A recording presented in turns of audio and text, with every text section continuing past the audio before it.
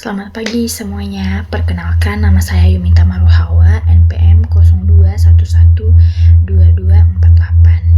Video ini dibuat untuk memenuhi tugas mata kuliah Business Ethics dengan dosen pengampu Pak Hari Suryanto, SEMM. Tugas ini yaitu menganalisis kasus etika bisnis. Tugas ini perusahaan yang saya analisis yaitu PT Great River International TBK. Latar belakang perusahaan ini yaitu perusahaan yang bergerak di bidang industri tekstil dan pakaian. Yang telah jadi, perusahaan ini sempat dikenal sebagai salah satu produsen pakaian yang besar di Indonesia dan pernah mencatatkan sahamnya di Bursa Efek Jakarta atau BEJ. Namun, citra baik perusahaan tersebut tercoreng akibat skandal besar terkait manipulasi laporan keuangan yang melibatkan direksi dan manajemen puncak perusahaan. Kesalahan etika yang dilakukan yaitu memanipulasi keuangan untuk menampilkan kinerja keuangan yang seolah-olah sehat dan menguntungkan, padahal perusahaan sebenarnya mengalami kerugian besar. Kronologi kasusnya itu yaitu pada awal tahun 2000-an, PT Great River International TBK melaporkan keuntungan besar kepada publik dan para investor. Namun, hasil audit independen menemukan adanya rekayasa dalam akuntansi dan menyembunyikan kerugian perusahaan. Kasus ini kemudian terbongkar setelah Bapepam melakukan investigasi mendalam. Direksi dan auditor terkenal diketahui bekerja sama dalam memanipulasi pembukuan untuk mempertahankan citra perusahaan. Analisis etika. Mengapa tindakan perusahaan tersebut dianggap tidak etis? Tindakan tersebut melanggar prinsip deontologi. Karena perusahaan gagal menjalankan kewajiban moral untuk bersikap jujur dan transparan kepada publik. Dari sudut pandang utilitarianisme, tindakan ini juga tidak etis karena menyebabkan kerugian besar bagi banyak pihak demi menguntungkan segelintir individu di jajaran manajemennya.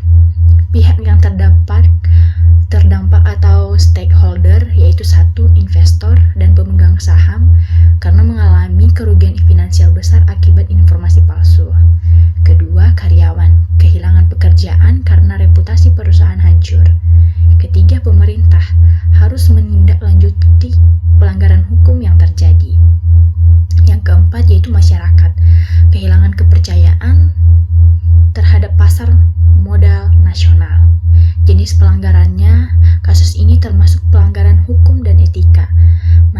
Manipulasi laporan keuangan melanggar hukum undang-undang pasar modal dan prinsip moral kejujuran. Tanggung jawab dan reaksi. Reaksi publik dan media. Publik dan media menilai kasus ini sebagai contoh buruk lemahnya tata kelola perusahaan di Indonesia. Kepercayaan masyarakat terhadap perusahaan publik menurun sangat drastis. Langkah perusahaan setelah kesalahan terjadi yaitu melakukan restrukturisasi manajemen, mengganti direksi, dan menyerahkan diri pada proses hukum. Namun langkah ini dianggap terlambat. Evaluasi etika tindakan perbaikan. Langkah-langkah yang diambil belum sepenuhnya etis dan efektif karena tidak diiringi dengan upaya pengembalian dana investor atau permintaan maafan terbuka. Evaluasi internal perusahaan. Budaya organisasi perusahaan yang menekankan pada pencapaian target keuntungan tanpa memperhatikan integritas menjadi salah satu faktor penyebab munculnya pelanggaran etika. Sistem pengawasan dan kode etik. Sebelum kasus ini, sistem pengawasan internal lemah dan kode etik perusahaan tidak ditegakkan secara konsisten. Auditor internal justru ikut terlibat dalam memanipulasi data. Kegagalan manajerial. Atau manajemen gagal menerapkan prinsip Good Corporate Governance atau GCG, khususnya dalam hal transparansi dan akuntabilitas. Tidak adanya mekanisme whistleblowing, sistem membuat penyimpangan tidak terdeteksi lebih awal. Solusi dan rekomendasi. Langkah pencegahan yang seharusnya dilakukan yaitu 1. Menjalankan audit internal independen secara rutin. 2. Menerapkan sistem laporan transparan berbasis teknologi. 3. Memastikan semua laporan keuangan diaudit oleh lembaga terkenal dan terpercaya. Rekomendasi perbaikan sistem etika. 1. Menyusun dan menetapkan kode etik perusahaan yang jelas. 2. Menyelenggarakan pelatihan etika bisnis secara berkala. 3. Membentuk whistleblowing sistem agar karyawan dapat melaporkan pelanggaran tanpa takut. 4. Menegakkan kepemimpinan etis di semua level manajemen. 3 langkah strategi sebagai CEO. 1. Melakukan reformasi total terhadap struktur manajemen dan audit. 2. Mengembalikan kepercayaan publik melalui transparansi laporan keuangan. Dan 3. Menjalin kerjasama dengan regulator untuk memperbaiki tata kelola usaha.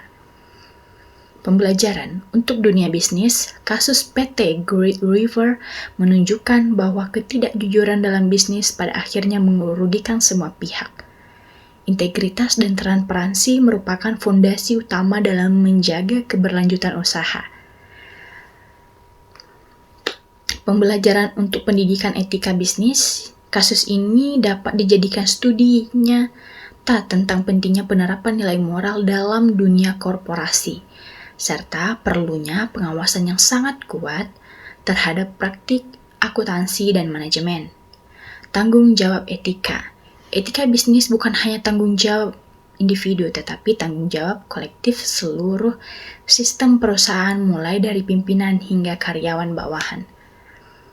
Sekian dari analisis saya dari PT Great River International Tbk. Sekian dan terima kasih.